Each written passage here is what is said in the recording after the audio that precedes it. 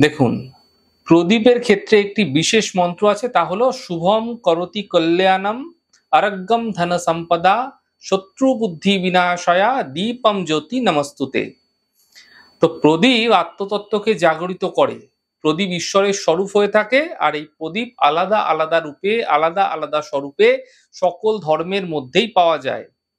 দেখুন, হিন্দু পরম্পরার যদি কথা বলা হয়ে থাকে তাহলে দেখবেন পঞ্চতত্ত্বের ওপর বিশেষ জোর দেওয়া হয়েছে।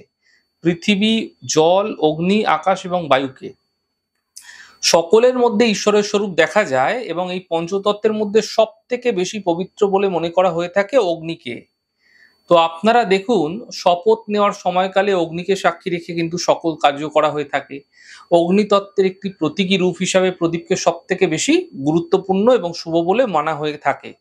তাই কিছু প্রদীপের ব্যবহার আমি আপনাদের বলবো, আপনাদের অনেক বেশি কিন্তু তা লাভ দিতে পারে। যেমন আর্থিক সমৃদ্ধির জন্য প্রদীপ প্রজ্বলন করলে প্রদীপের নিচে অবশ্যই গম দিন। যদি গৃহের শান্তি আপনারা বজায় রাখতে চাইছেন তাহলে প্রদীপ প্রজ্বলন করছেন, প্রদীপের নিচে সামান্য কলাপাতা দিন।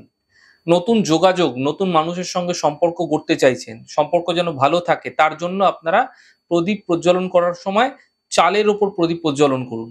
যদি দেখছেন দুর্ঘটনা, অ্যাক্সিডেন্টের সম্মুখীন হচ্ছেন বারবার, এমন ক্ষেত্রে গোলাপির পাপড়ির ওপর সামান্য লবঙ্গ রেখে তার উপরে প্রদীপ প্রজ্বলন করুন। যদি দেখছেন সকল কাজে বিঘ্ন আসছে, বাধা আসছে, তাহলে কালো তিলের ওপর রেখে প্রদীপ প্রজ্বলন করুন। এছাড়া কিছু দ্রব্যাদি দ্বারা প্রদীপ প্রজ্বলন করলে প্রদীপের মাহাত্ম্য অত্যন্ত বেড়ে যায়। যদি তেলের প্রদীপ জ্বালাচ্ছেন প্রত্যেক শনিবার, তার মধ্যে যদি গোলমরিচের 7খানা দানা দিচ্ছেন, এতে জেনে রাখুন আপনার শত্রু নাশ হবে। এই প্রক্রিয়া ক্রমাগত করে গেলে শত্রুর প্রকোপ কমতে দেখতে পাবেন। যদি আপনি দেখছেন যে আপনার রিলেশন ভালো নেই, রিলেশন আপনি ভালো করতে চাইছেন, আপনার সম্পর্ক সকলের সাথে খারাপ হয়ে যাচ্ছে, এমন ক্ষেত্রে ঘিয়ের প্রদীপের মধ্যে 2টি লবঙ্গ দিয়ে প্রদীপ জ্বালান, তাহলে দেখবেন সম্পর্ক আপনাদের ক্ষেত্রে ধীরে ধীরে ভালো হতে থাকবে।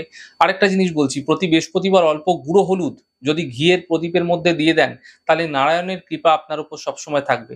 এই প্রক্রিয়াগুলি করে চলুন, এতে সুফল প্রাপ্তি ঘটতে আপনাদের জীবনে অবশ্যই আপনারা দেখতে পাবেন।